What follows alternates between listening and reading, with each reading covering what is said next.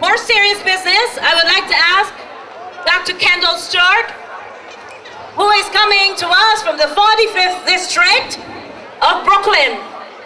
He will tell you how supportive he has been and how engaging he would like us to become to make this place a better place for all of us.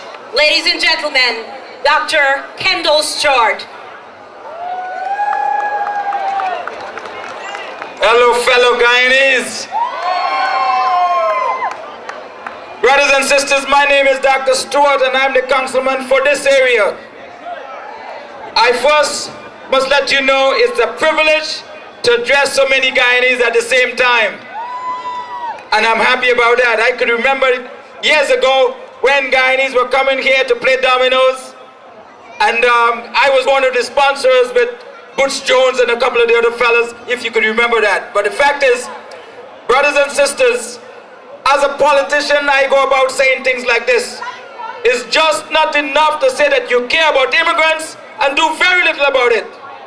And that's the reason why, as the chair of the Immigration Committee in the Council, I make sure that millions of dollars go to help immigrants become documented, to help immigrants become citizens, to help those who are English challenged to be able to learn to speak English well. Brothers and sisters, to help those who have been victimized by those unscrupulous immigration service providers who call themselves one who would say that they're helping immigrants.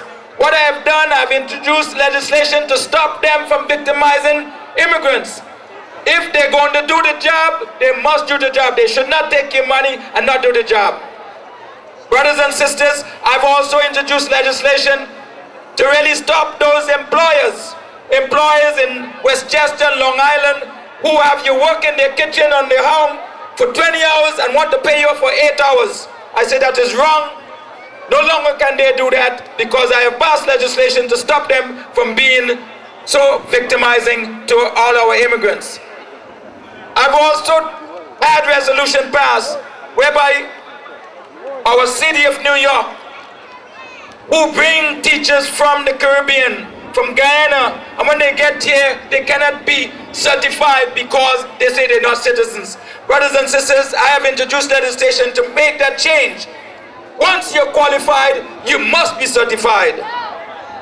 The fact is, brothers and sisters, they're doing a lot more to us. They take our young men and our young men, women, and send them to Iraq. They may not be citizens, but they have their green card. But when they come back here, they cannot be a policeman or a fireman. And I say that is wrong, and I'm introducing legislation to change all of that. If you can fight for us in Iraq, you can protect us right here. Brothers and sisters, that is as far as immigration is concerned. But I want to let you know, when I got involved in politics 7 years ago, 8 years ago, most of these schools all around here were considered SIR schools. SIR schools because of the fact that they were not getting the resources. Brothers and sisters, I went out and designed to make a change. Put the resources in the schools. For example, this school, I put science lab, computers labs, after school program, and rest assured, brothers and sisters, all of these schools have changed because of those things that I've done. They're now considered highly performing schools because of the resources I've gotten. How could you ask a school child to do well in the science regions without giving them the tools to pass the science regions? And so, brothers and sisters, I've made it my business to put science labs in every middle school and every high school, so that when a child takes the science regions, they must be able to pass the science regions. Once again, I want to say thank you for giving me the opportunity to change the economic situation in this area. The fact is, when I was trying to develop the Flatbush Notion Mall, they told me it's going to be too much congestion, it's going to be too much this and too much that. Rest assured, brothers and sisters, right now, the Flatbush Notion Mall is a success. It employs over 250 people, and I'm proud of it. And look at what I'm doing again. I'm developing another mall right at the Remsen-Foster Junction at the Terminal Market. Why? Because I feel we must give our people an opportunity to get jobs.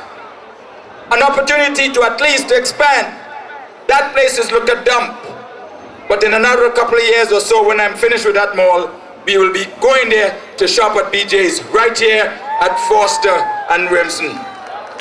The fact is, brothers and sisters, you can't sit back and let things happen to you. You gotta get involved and do what has to be done. That's the reason why I'm developing all my parks around here, putting millions of dollars to make sure that we have better quality of life.